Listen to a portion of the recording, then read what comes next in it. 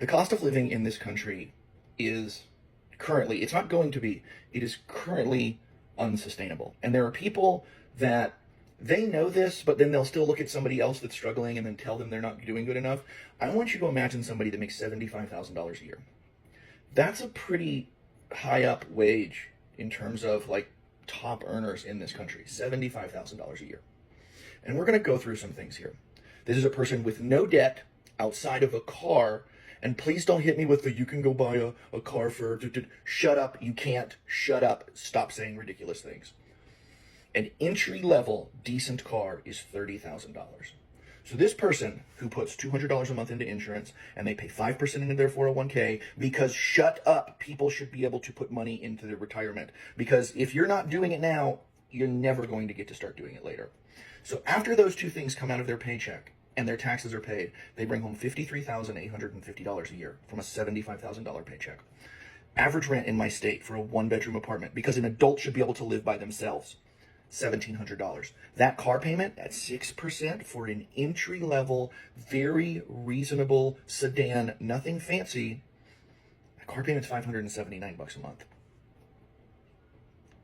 Car insurance, $240 or so a month for a lot of vehicles in this day and age. You're a young person, you've got a nice job, but the insurance companies still want to screw you over.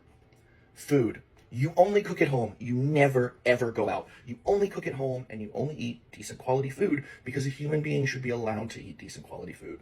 You pay $879 a month for that. You spend $250 a month in gas. You wear and tear on your car $100 a month.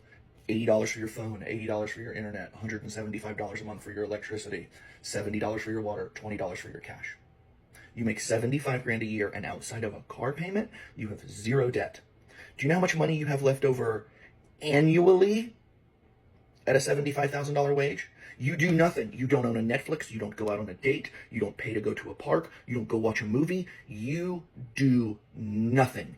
If you can't find it on the internet for free, you don't get to do it. If you can't cook it at home for your $800, you don't get to do it. You have $3,700 left over annually. That's like $320 a month. And there's going to be, well, that's $300. Shut up. Shut your stupid, contrarian, edgelord mouth. That's not a doctor bill, because God knows just because we have insurance doesn't mean that we don't still pay far out the ass when we go to the doctors. People like to be entertained. They want to date. They want to... There's those of you out there that will tell somebody living like this on $75,000 a year before taxes that they are not doing what they're supposed to do, that they should get a second job, that they should get a side hustle, that they should get a better job. And the fact that you would look at somebody with no debt other than a car and say something like this to them means objectively you're a moron and you live in a fantasy world. This is unsustainable.